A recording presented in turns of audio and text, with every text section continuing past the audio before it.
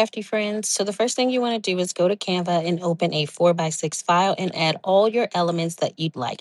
Keep in mind that if you use any pro elements, it should be for personal use when making the stickers. Download this as a PNG with a transparent background.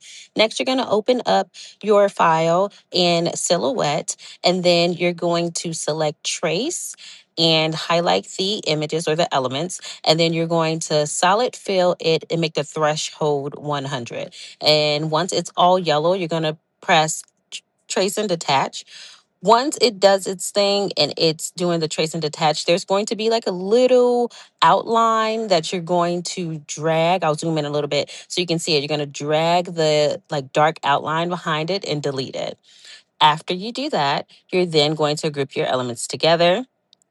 And then from there, you're going to go to the outline tool, which is also known as the offset.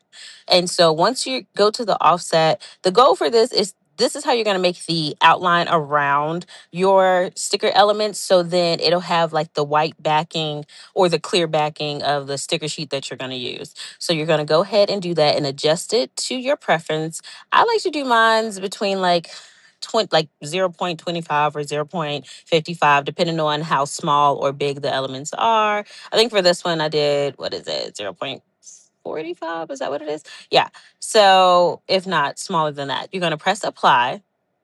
And then you're going to group those together. So I'm showing you what that looks like, and that gives you an idea of like the how much or the amount of white paper will be showing once your elements are cut.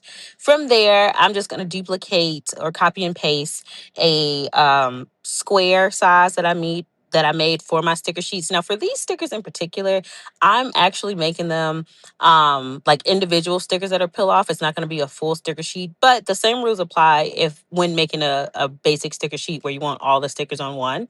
And then from there, I'm going to group those elements together, make sure that that outline square is blue. And then when you go to press send, I'm double checking to make sure that my bows for this particular element is in red and my other ones are in blue. And then I'll make sure that I set my settings to print and cut. So I'll have like the registration marks, make sure I turn on my registration marks. And then there is the printing for this. After printing it out, you see how cute it is. You're going to load it into your Silhouette using your mat, you know, the gist of that, adding it and making sure that it aligns right. This is a trick when it comes to print and cut with Silhouette. You have to make sure that the paper is aligned to the actual measurements, like the measurements on the left side and the top.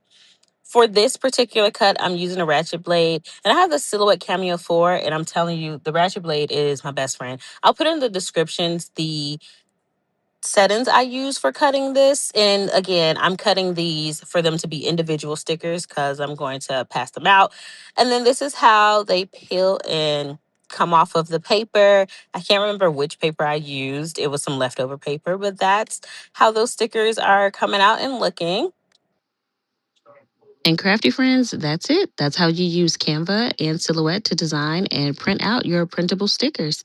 Be sure to like this video, follow and subscribe. Be sure to leave a comment if you have any questions or you have any other ideas or designs or tutorials that you'd like for me to show. Until next time, stay creative.